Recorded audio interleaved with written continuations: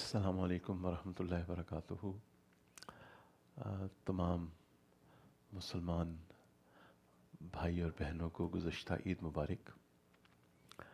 آپ سے ریکویسٹ ہے کہ ہمارے اس یوٹیوب چینل کو لائک بھی کریں، شیئر بھی کریں اور سبسکرائب بھی کریں صدقہ جاریہ کی نیت سے۔ آج کا بیان بڑا اہم بیان ہے۔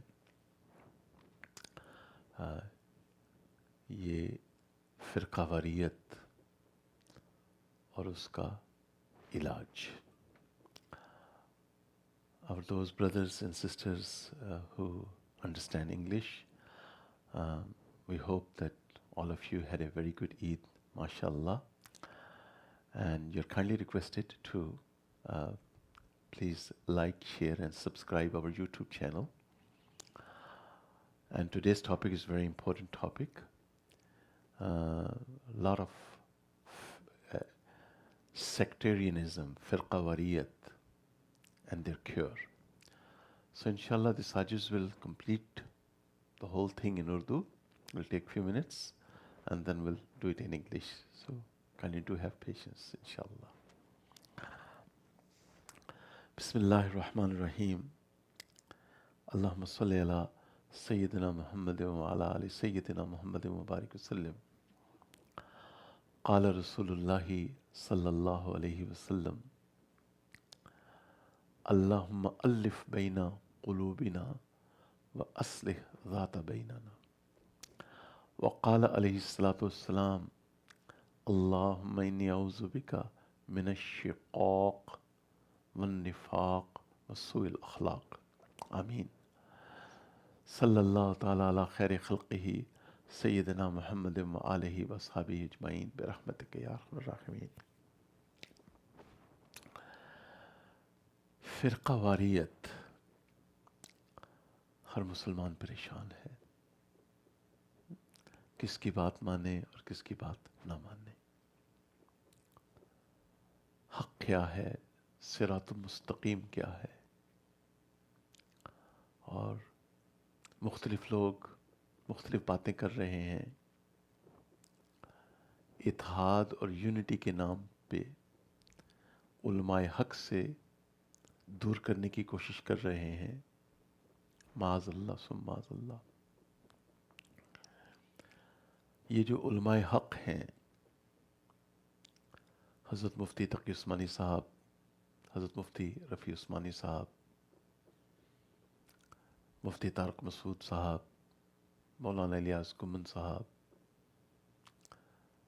حضرت شیخ امام العلماء والصلحاء حضرت مولانا ذوالفقار احمد صاحب، یہ اکابرین ہی تو صحیح اس دور میں ماشاء اللہ صراط مستقیم کی طرف خود بھی چل رہے ہیں اور دوسروں کو بھی چلا رہے ہیں، اور معاذ اللہ اگر ان حضرات کا راستہ ہم نے چھوڑ دیا تو پھر ہمیں ہدایت کہاں سے ملے گی؟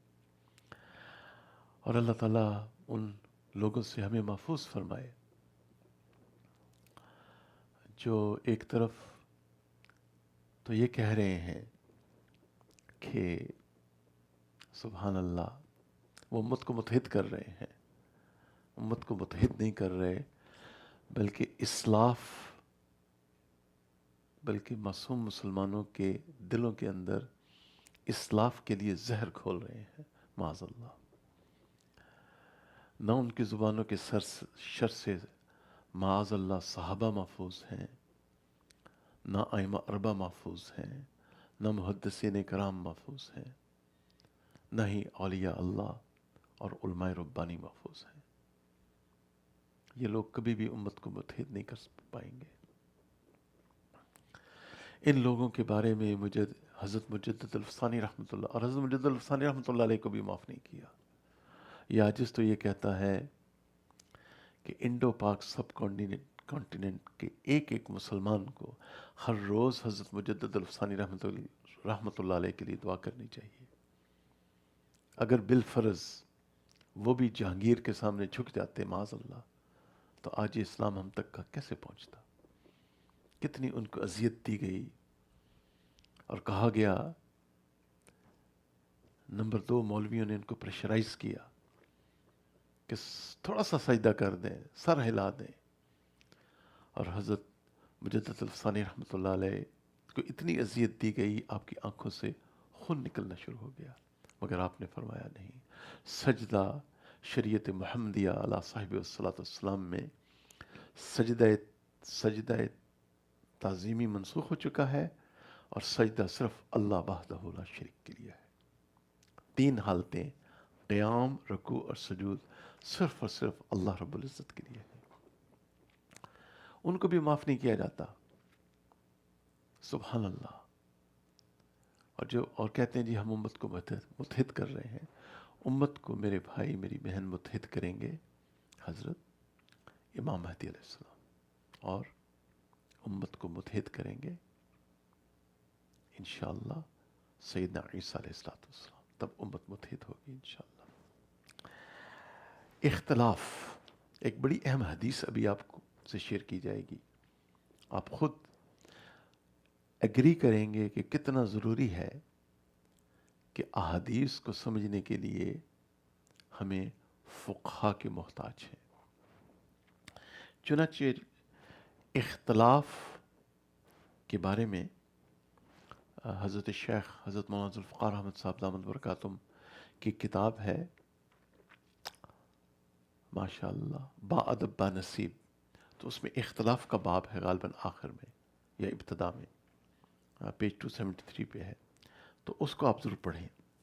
حضرت نے ماشاء اللہ کافی وضاحت فرمائی ہے. اللہ حضرت جی کا سایہ شفقت راست فرمائے، آمین. تو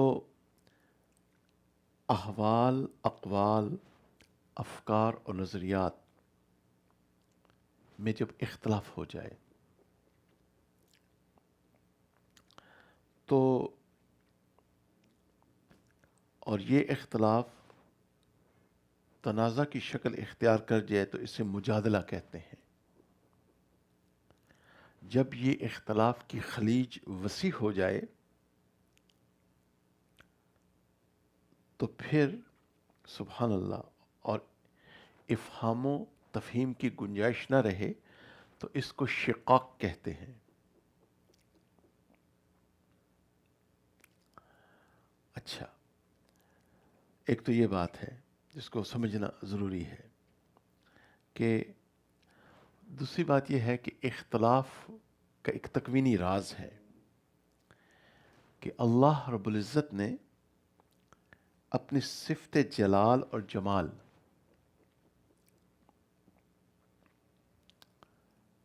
سبحان اللہ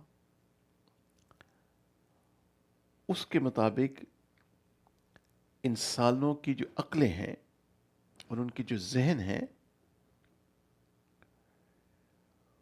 ان سے یہ مرکب فرمایا ہے، اور وہ ہمیشہ اختلاف کرتے نظر آتے ہیں. اچھا، اور یہ اختلاف ہوتا رہے گا، مگر اختلاف کے فائدے کیا ہیں؟ تصویر کے مختلف نقطے نظر آتے ہیں. ایک مسئلہ کے متعدد حل نظر آتے ہیں. ایک مسئلے کو مختلف اینگلز، مختلف زاویے سے دیکھنے کا موقع ملتا ہے. ذہنی ریاضت، سوچ بچار اور تبادلہ خیالات کا سلسلہ جاری رہتا ہے. اور آج کی سائنسی ترقی کی بنیادی راز ہی اختلاف رائے ہے. اگر یہ اختلاف رائے نہ ہو تو ساری ریسرچ جو ہے یہ سٹیگننٹ ہو جائے. تو اس لیے اختلاف کی اجازت ہے کسی حد تک، بشرطے کہ وہ شخص اجتہاد کے لیول پہ پہنچے. اچھا، اسی لیے اللہ تعالیٰ نے ہمیں حکم دیا ہے کلام پاک میں، سبحان اللہ، اعوذ باللہ من الشیطان الرجیم، بسم اللہ الرحمن الرحیم، فاسأل اہل الذکر ان کنتم لا تعلمون. پوچھو اہل علم سے جو تم نہیں جانتے. انما یخش اللہ من عبادہ العلماء. اللہ سے ڈرتے ہی علماء ہیں. اور حقیقت میں آج آپ دیکھ لیں، آج خشیت اور تقوی اور اتباع سنت اگر آپ دیکھنا چاہیں تو عام مسلمانوں میں تو مایوس ہو جائیں گے آپ.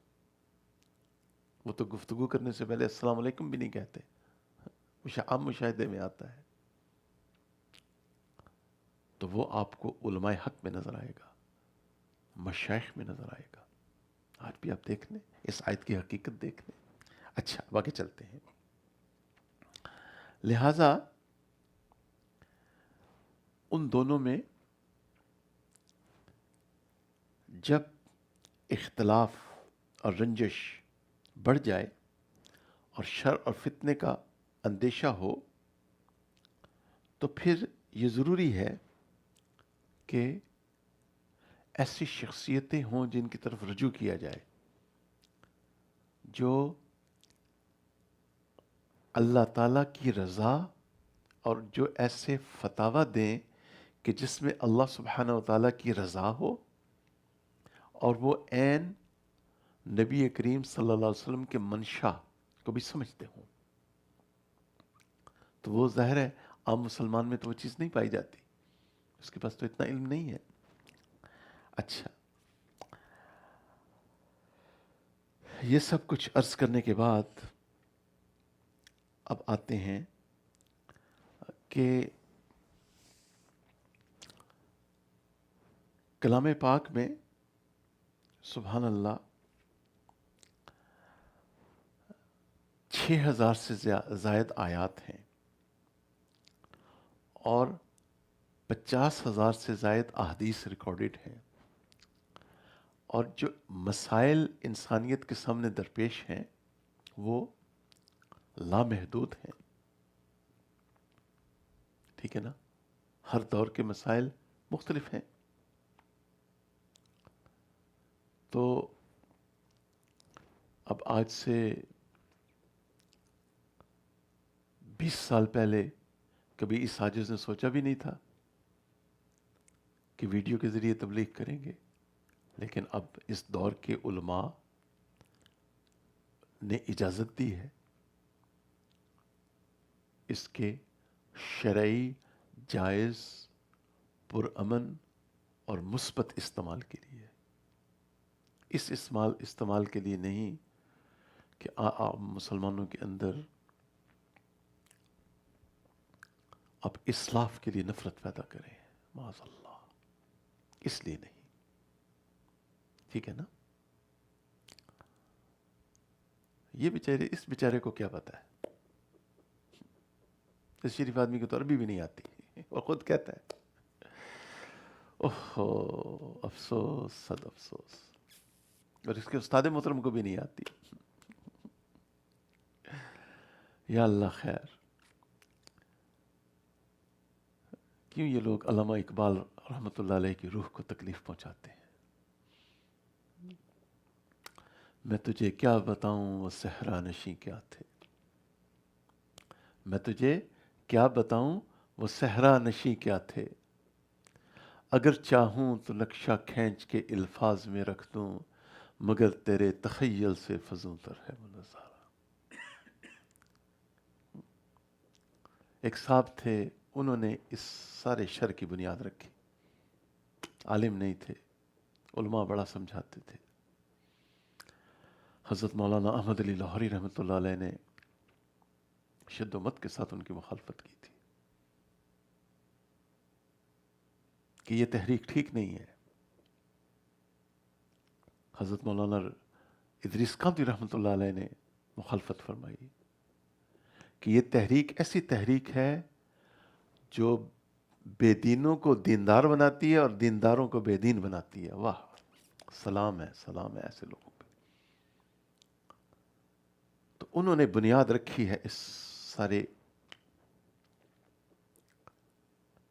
ماڈرن ازم کی کہ ٹریڈیشنل اسلام سے ان عام مسلمانوں کو اتنا کنفیوز کر دو کہ وہ ٹریڈیشنل اسلام سے معاذ اللہ ثم معاذ اللہ متنفر ہو جائیں.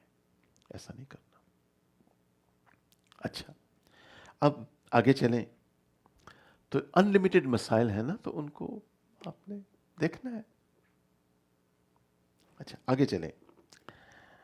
جس طرح الجبرا کی ضرورت ہوتی ہے تاکہ آپ پرابلم سالو کر سکیں، قیاس کی ضرورت پڑتی ہے، اجتہاد کی ضرورت پڑتی ہے. بھینس کے لیے، بھینس کی عربی جاموس ہے، تو جاموس کا لفظ تو قرآن و حدیث میں نہیں ملے گا آپ کو، تو آپ کو اس کو بقرہ، گائے کے اوپر قیاس کرنا پڑے گا. تو لہذا بھینس کا دودھ حلال ہے، ہم سب پیتے ہیں الحمدللہ. اچھا، اسی طرح اگر کوئی شخص حج نہ کر سکے تو اس کا دوسرا شخص، نبی کریم صلی اللہ علیہ وسلم نے اجازت دی کہ دوسرا شخص حج کر سکتا ہے. اسی طرح کہ جی فقہا کی اتباع کیوں کی جائے،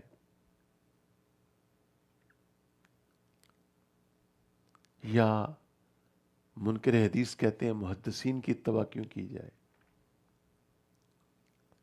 تو اس کا جواب یہ ہے کہ نبی کریم صلی اللہ علیہ وسلم کے پردہ فرمانے کے بعد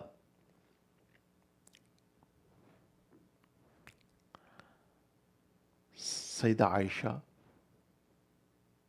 رضی اللہ عنہ، سیدنا عمر، سیدنا عثمان، سیدنا علی، سیدنا ابن عباس، سیدنا ابن مسعود،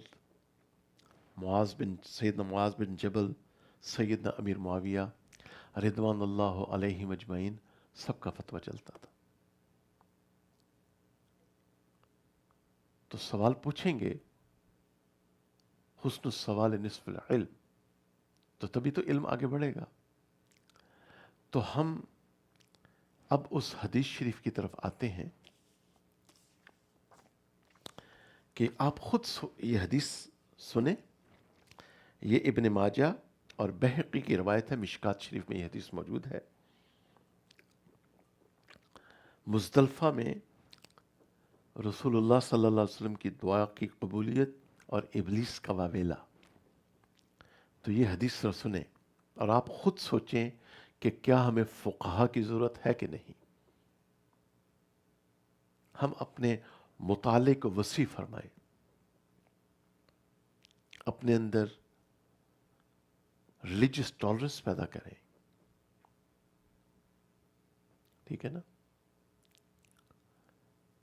اور نیک اور ایک بن کے رہیں. واللہ عالم، اللہ بہتر جانتا ہے.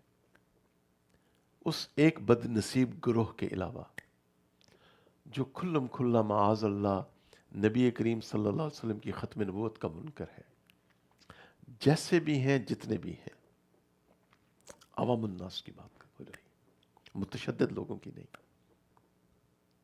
سب کو مسلمان سمجھے.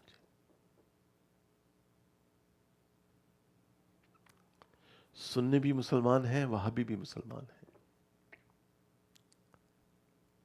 اہل حدیث حضرات، دیوبندی حضرات، بریلوی حضرات، عوام الناس، سب مسلمان ہیں.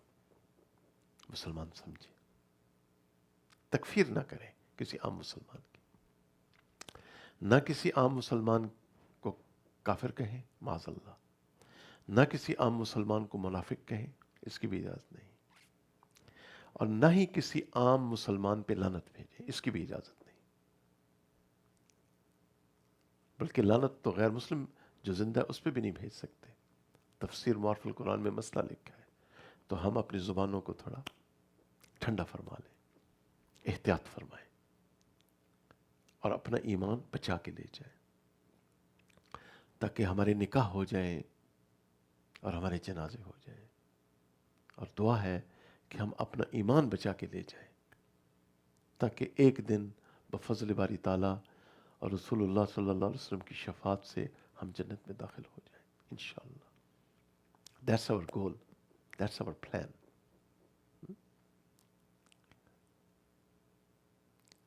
اللہم انی اسألک ایمانا لا یرتد ونعیما لا ینفد ومرافقۃ نبینا محمد صلی اللہ علیہ وسلم فی اعلی درجات الجنہ جنت الخلد. یہ ہمارا گول ہے انشاءاللہ. آمین ثم آمین. اب حدیث شریف کی طرف آتے ہیں. نبی کریم صلی اللہ علیہ وسلم عرفہ کی شام کو اپنی امت کی بخشش کے لیے دعا کی جو قبول کی گئی، اور اللہ تعالیٰ نے فرمایا اے میرے پیارے حبیب صلی اللہ علیہ وسلم، آپ کی امت کی مغفرت فرما دی گئی، علاوہ ان بندوں کے حقوق کہ میں ظالم سے مظلوم کا حق لوں گا. پیارے آقا صلی اللہ علیہ وسلم نے عرض کیا اے میرے رب، اگر آپ چاہیں تو مظلوم کو جنت کی نعمتیں عطا فرمائیں اور ظالم کی بھی مغفرت فرما دیں.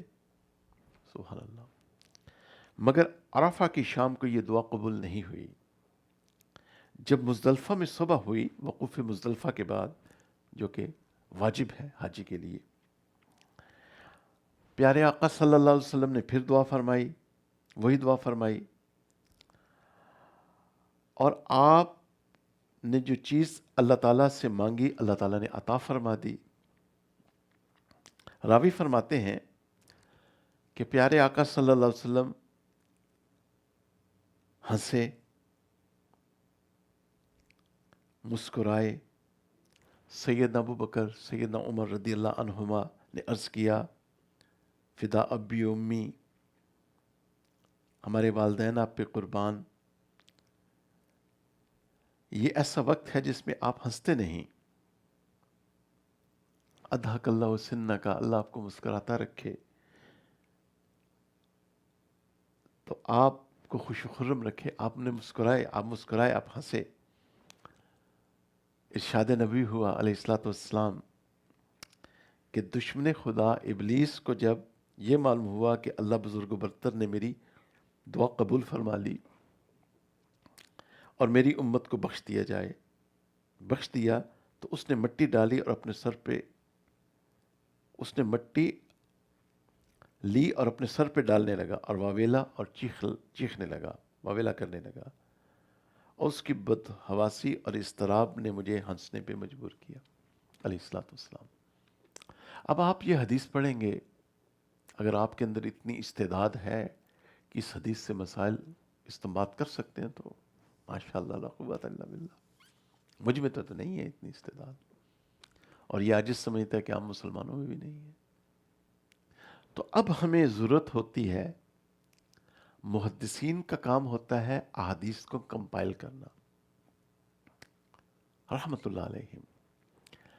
امام بخاری، امام مسلم، امام ترمذی جو امام بخاری کے شاگرد ہیں، ابو داؤد، ابن ماجہ، نسائی، بیہقی، سیاہ ستہ اور بھی زیادہ محدثین ہیں رحمۃ اللہ علیہم. تو انہوں نے احادیث کو کمپائل کیا.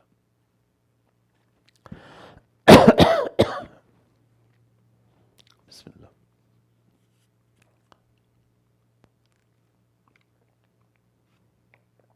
الحمدللہ.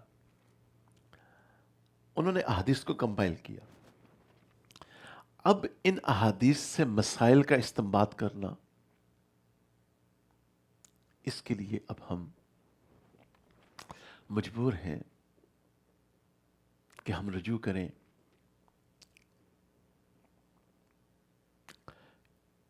امام ابو حنیفہ، امام مالک، امام شافعی اور امام احمد بن حنبل رحمۃ اللہ علیہ. ہمارے بعض دوست احباب امام ابن تیمیہ کی طرف جاتے ہیں، بہت اچھی بات ہے، ہمیں ان سے بھی محبت ہے. مفتی بن باز رحمۃ اللہ علیہ کی طرف جاتے ہیں، بہت اچھی بات ہے، ہمیں ان سے بھی محبت ہے. اللہ ان کے درجات بلند فرمائے. لڑنے جھگڑنے کی کیا ضرورت ہے؟ یہ عاجز تو امریکہ میں رہتا ہے، اور ہماری مسجد میں الحمدللہ حق مسئلے بیان ہوتے ہیں، قرآن و سنت کو پروموٹ کیا جاتا ہے، آئمہ اربع اور محدثین کا نام بڑی محبت اور ادب سے لیا جاتا ہے، اور کوئی فرقہ واریت نہیں ہے الحمدللہ، اور سب مسلک کے لوگ آتے ہیں یہاں پہ، سلفی بھی آتے ہیں، صوفی بھی آتے ہیں الحمدللہ، کیونکہ نیت میں کھوٹ نہیں ہے، نیت میں یہ ہے کہ لوگ پیارے آقا صلی اللہ علیہ وسلم کے سچے امتی بن کے رہیں۔ مجھے حضرت مولانا انور شاہ کشمیری رحمۃ اللہ علیہ کا یہ قول یاد آ رہا ہے۔ حضرت نے فرمایا تھا کہ ہم اختلافات کے باوجود بھی پیار و محبت کے ساتھ رہ سکتے ہیں، اور ہمیں کوشش کرنی چاہیے۔ اچھا، اب فقہائے احناف نے یہاں پہ کچھ قید لگائی ہے اس حدیث پہ، اب اس پہ توجہ فرمائیں۔ فیصلہ آپ سب ماشاءاللہ نیک پڑھے لکھے لوگ ہیں، سمجھدار لوگ ہیں، صاحب علم ہیں، اب آپ فیصلہ نتیجہ خود اخذ فرمائیں۔ چنانچہ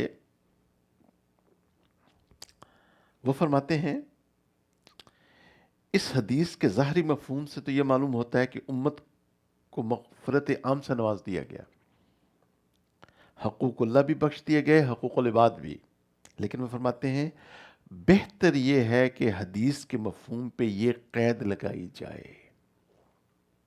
میرے دوست، اپنے مطالعے کو وسیع فرمائیں، اپنے اندر بالغ النظری پیدا کریں، وسعت قلبی پیدا کریں، برداشت پیدا کریں۔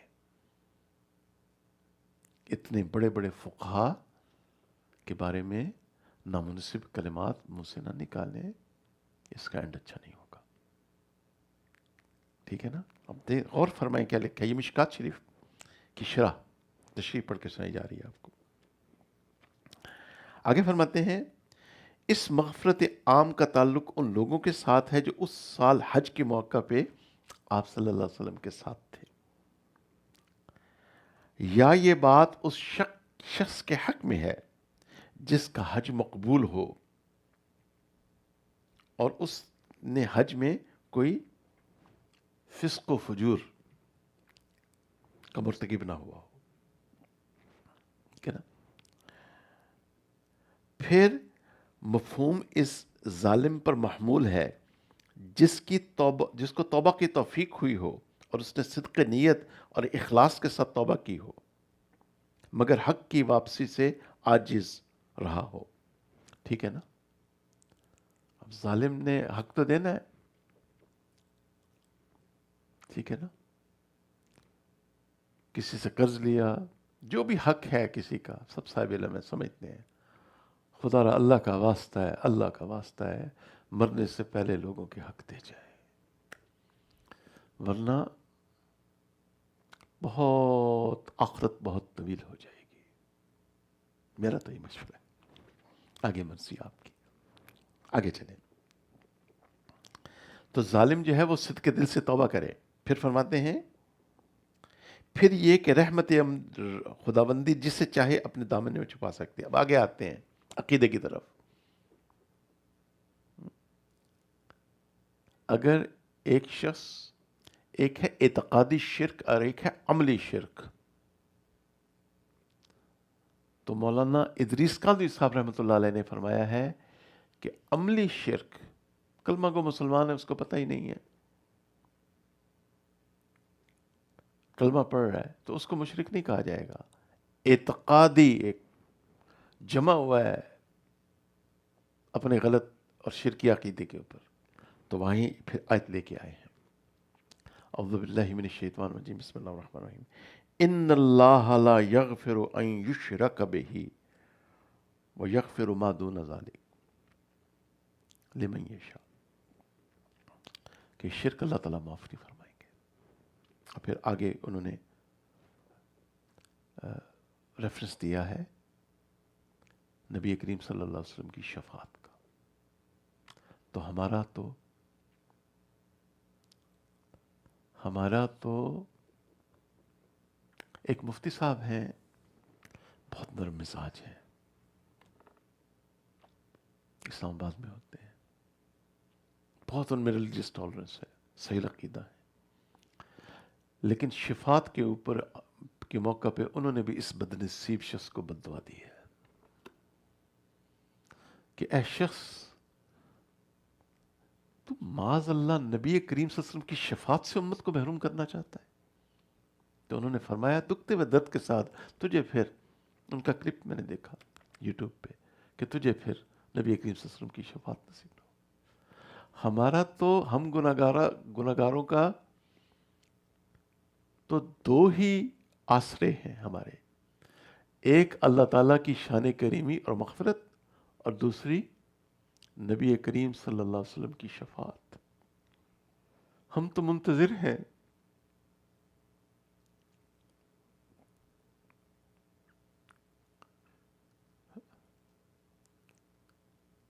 بجز ندامت کے پاس کیا ہے، اللہ اکبر کبیرہ. سلامت رہے آپ کی یہ نسبت، ہمارا تو ایک بس آسرا یہی ہے. ہمارے پاس تو یہ جو نسبت ہے نبی کریم صلی اللہ علیہ وسلم کی، یہی تو ایک آسرا ہے. سلامت رہے آپ کی یہ نسبت، ہمارا تو بس آسرا یہ ہے کہ حوض کوثر پہ جب مجھے اور آپ کو سخت پیاس لگی ہوگی تو پیارے آقا صلی اللہ علیہ وسلم ہماری شفاعت فرمائیں گے، اور آپ کے دست مبارک سے ہم انشاءاللہ حوض کوثر پیئیں گے، اور آپ کے جھنڈے کے تلے ہم جمع ہوں گے. اور پیارے آقا صلی اللہ علیہ وسلم، آج یہ امت جو بہت دکھ میں ہے، ہر مسلمان جہاں پہ بھی ہے پریشان ہے، اس امت کی شفاعت فرمائیں گے سید الاولین والآخرین، سیدنا امام المرسلین، سیدنا رحمت للعالمین،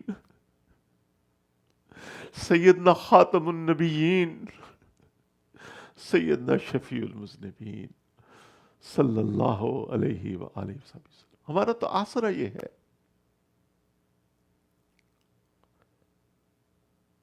عمل کے اپنی اساس کیا ہے، بجز ندامت کے پاس کیا ہے.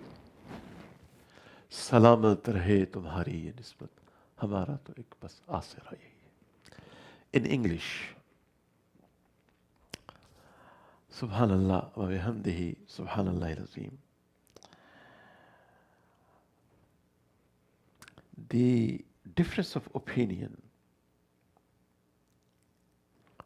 when human beings live together, they have difference of opinion known as ikhtilaf. And when this difference of opinion, ikhtilaf, leads to argumentation, it's called mujadila. وَجَادِلْهُمْ بِالَّتِي هِيَ أَحْسَنُ. And then when mutual understanding of hum tafhim has no room left, then it becomes shiqaq. However, subhanallah, there are some benefits of difference of opinion.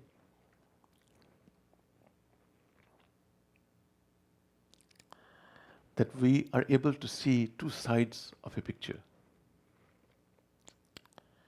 We see different way outs of one situation, different solutions.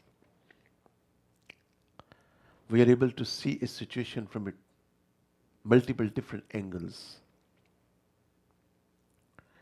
And we are able to engage in a stimulus thinking. And the foundation of scientific research and scientific success is based on this reasoning and rationale and logic. But so long it is for the pleasure of Allah subhanahu wa ta'ala, and it will please Allah subhanahu wa ta'ala, and it is according to the mizaj mubarak, the blessed and noble understanding of our religion of last and final prophet Sayyidina Muhammad sallallahu alayhi wa alihi wasallam. Now, so if you have my email address or you have my cell number, text me, and I just can always WhatsApp you the PDF of the 4 Imams, why we follow them. But anyway, there are about 6,000 verses of Quran, and there are about 50,000 ahadiths. But the problems faced by humanity are innumerable. So that's why we need analogy, qiyas. That's why we need ijtihad. So, for example, the word jamus does not exist in Quran and Hadith, which means a buffalo. So why do we relish the sweet milk of a buffalo? Because qiyas has been done on cow. And baqara, the English of cow, does exist. This phrase does exist in Quran and Hadith. So like Jebra, derived principles can apply in novel problems. Prophet sallallahu alaihi wasallam used qiyas to convey that one can do Hajj for someone if they are not able to do it. And the other issue which confuses ordinary Muslim is that when we have Quran and Hadith, why do we follow scholars? Well, first of all, Quran says, A'udhu billahi minash shaitanir rajeem, Bismillahir Rahmanir Rahim, Fas'alu ahla zikri in kuntum la ta'lamun. Ask knowledgeable people what you don't know. Innama yakhsha Allah min ibadihi al-ulama. Only the ulama fear Allah subhanahu wa ta'ala. And at the time after Rasulullah sallallahu alaihi wasallam left this world, people used to ask rulings to Sayyidah Aisha radiyallahu anha. And then Sayyidina Umar, Sayyidina Usman, Sayyidina Ali, Sayyidina Ibn Abbas, Sayyidina Ibn Mas'ud, Sayyidina Muaz bin Jabal, and Sayyidina Amir Muawiyah Rida, Ridwan Allah alayhim ajma'in. So, before we come to that hadith, and you will see as the sages will present the essence and the mafhum of this hadith, that what is the role of muhaddiseen karam? They compile the ahadith.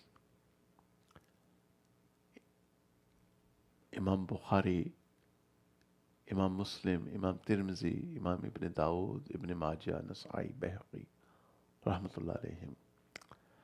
Or why do we go to fuqaha karam?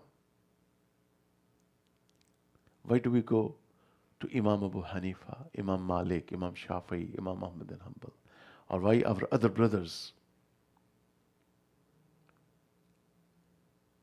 go to Imam Ibn Taymiyyah? Or they seek the rulings of Mufti bin Baz, rahmatullah alayhim. We love and respect each and every one of them. But the only issue is we need to expand our mental horizon. We need to we need to gain more knowledge and sit with more knowledgeable people who demonstrate religious tolerance.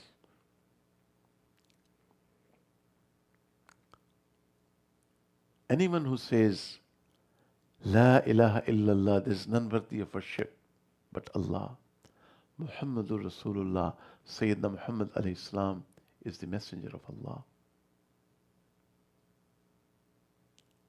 is a Muslim, except one unfortunate group that Maazallah does not believe in the finality of Prophet Muhammad sallallahu alaihi wasallam.